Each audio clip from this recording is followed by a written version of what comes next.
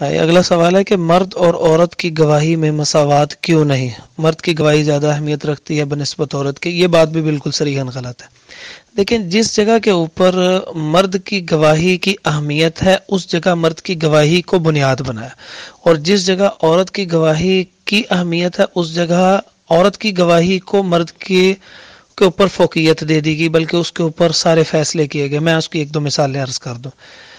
پہلی مثال یہ ہے کہ عورت کی گواہی کے حوالے سے جو اصل آیت ہے نا سورۃ البقرہ کی، جس کو آیت تدین بھی کہا جاتا ہے، اور سورۃ وہ قرآن مجید کی سب سے طویل آیت ہے، وہ ہے بزنس ریلیٹڈ میٹرز کے اوپر جو ہے وہ اس کی گواہی عورت کی۔ چونکہ عورت کو میں نے پہلے بھی عرض کیا کہ سورۃ نمبر 33 سورۃ الاحزاب اور اس کی آیت نمبر بھی 33 میں بھی عورت کی ذمہ داری نہیں ہے کہ وہ باہر جا کے کمائے۔ وَقَرْنَ فِي بُيُوتِكُنَّ، تو اب اس کو گھروں میں ٹھہرنے کا حکم ہے، اور اس کو اولاد کی تربیت کا حکم ہے زیادہ، جو اس کی ذمہ داریاں ہیں بنیادی، تو اس حوالے سے وہ باہر نہیں جائے گی۔ تو جب وہ بزنس میٹرز ہوں گے وہاں پہ فرمایا کہ جب اگر وہ تمہیں نہ ملے، یعنی مرد نہ ملے جن کا رجحان ہے، جن کا روز کا کام ہے، دیکھیں جس کا روز کا کام ہوتا ہے نا وہ یاد رکھ سکتا ہے اس چیز کو کہ جو اس کے انٹرسٹ کی ہوتی ہے۔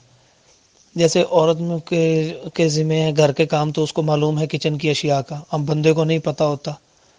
تو اسی طرح جو بزنس میٹرز ہوتے ہیں وہ مردوں کے ذمہ ڈالے گئے، تو لہٰذا مردوں کو زیادہ معلوم ہے، تو لہٰذا عورت کا چونکہ انٹرسٹ نہیں ہے تو اس کا بھول جانا ایک فطرتی امر ہے۔ اس لیے فرمایا کہ اگر ایک یعنی مرد دو نہ مل رہے ہوں تو ایک مرد اور دو عورتوں کی گواہی کر لو، اور اگلے لفظ ہیں کہ اگر وہ ایک بھول جائے تو دوسری کو یاد کروا دے۔ یہ دیکھیں اس کی فلسفی کتنی بالکل کلیئر ہے۔ تو کیونکہ ان کا کنسرن نہیں ہے نا بزنس، تو اس وجہ سے یہ بھولنے کی وجہ سے اس کو کہا جا رہا ہے اس کی گواہی یاد ہی ہے۔ اچھا، اب ایک معاملہ میں آپ کے سامنے ذکر کرتا ہوں جس کے اندر عورت کی گواہی پہ بڑے بڑے فیصلے بھی کیے گئے، کیونکہ اس میں عورت کے کنسرن تھا۔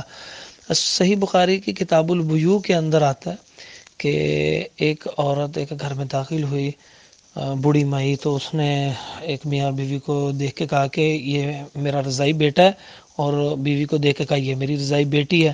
اب وہ دونوں پریشان ہو گئے کہ اس طرح تو ہم ماں کے حوالے سے بہن بھائی بن گئی، تو بڑی پریشان کن بات۔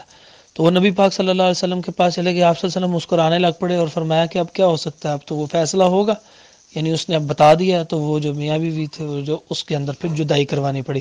اب دیکھیں ایک عورت کی گواہی کے اوپر، اور اس کو مزید جج بھی نہیں کیا گیا، کیونکہ وہ جو بیان کرنے والی ہے وہ عورت صادقہ ہے اور عادلہ ہے، تو لہٰذا اس کی گواہی کو قبول کر لیا گیا۔ تو یہ تو بات بالکل